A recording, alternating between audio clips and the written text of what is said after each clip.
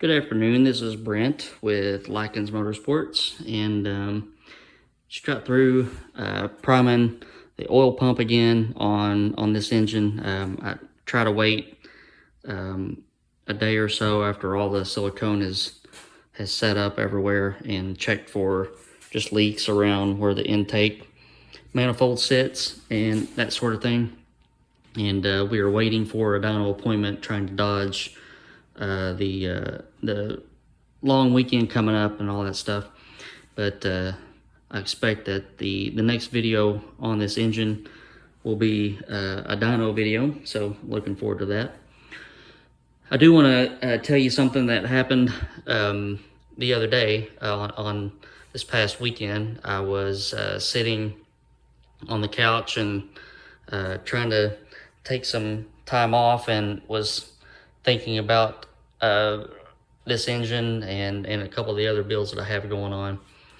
And I tend to have some OCD tendencies, I guess, but I had this nagging feeling to come out and check under the valve covers again after I had primed the oil pump and everything. So that just kept popping up in my head. So I came out and I pulled this valve cover, and when I laid the valve cover aside and I looked at all the rocker arms, I looked at the number one intake rocker arm, and it was dry as a bone.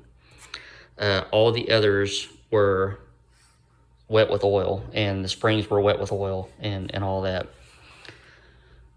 So normally when I prime, I try to be diligent and check that all rocker arms are oiling. I don't know why I missed that one, but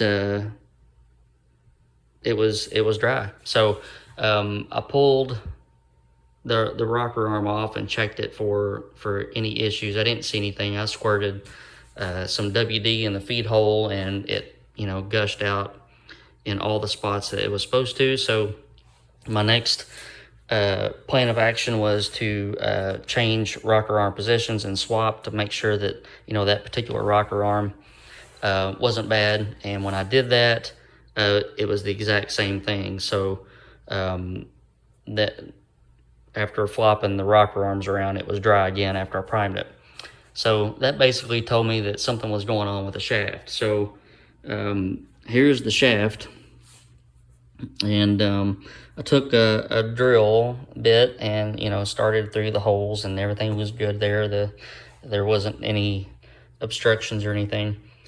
So when I started digging deeper, I took my calipers and started measuring from the end to the center line of each hole, and compared it to some new shafts that I had on stock.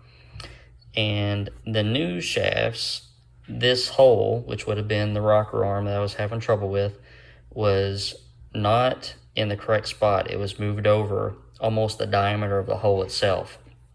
So my rocker arms are bushed, and they have an annular groove, and the groove just was not lined up with that hole at all. So there was no oil being passed through. It would have, if I hadn't had that nagging feeling, it would have burned up on the dyno. That rocker arm would have got hot, and I would have had some problems with it on the dyno.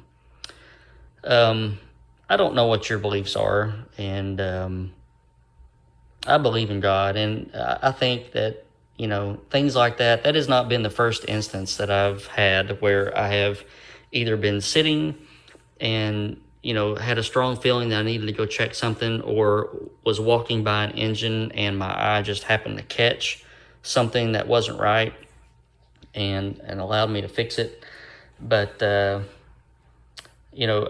everything that I've accomplished in my life, I thank God for, and my business, and that I've been able to supply for my family and provide for them, and I've been able to grow my business, and even this YouTube channel, to put content out to help you guys. I give God credit for all of that, and I tend to think that He's he's watching out for me. He knows that these engines are a large expense, and if something does happen on the dyno, that you know, I'm on the hook for it because it's technically my engine until it ships. So if something happens on the dyno, it's on my quarter. But I know that if I hadn't if I hadn't sat and thought about that, and I hadn't come out here and pulled that valve cover, I would have never seen that, and I would have had problems with it. So I'm very thankful that I found it. But so I'm going to prime the oil pump here in front of you guys to show you what a high volume pump puts out normally. And there's obviously a little bit of a tolerance either way on where these pumps relieve, but let's get ready, and I'll show you what kind of oil pressure you should see with a high volume pump. Here's what kind of oil pressure we are getting with this high volume pump.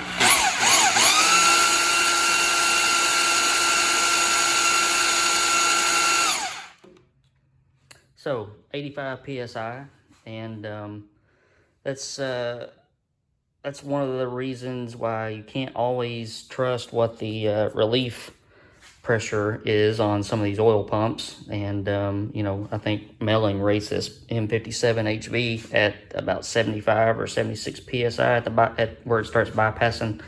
Obviously that's not the case, and that's why we run restrictors in our engines, because it flows a whole lot of oil at higher pressure, higher volume. But we're getting a ton of oil pressure, and obviously that'll go down when the engine gets heat in it and the oil gets heat in it, but we'll still have a good amount of oil pressure. But I just wanted to mention that. And so one thing that you can come back from this with is check all your stuff. And I am so stinking particular about things. And as many times as I've had the rocker arms on and off this motor since I assembled it, mocked it up, did this, did that, I never noticed that one rocker arm was not oiling, because there was oil laying in the head, and I seen oil dripping off of various things. But that's a reminder even to myself to just to be a little bit more cautious. If I would have let that go on the dyno, it would have burnt that rocker arm up. So no good. All right, guys. Hope you're having a good weekend, and I'll see you next week.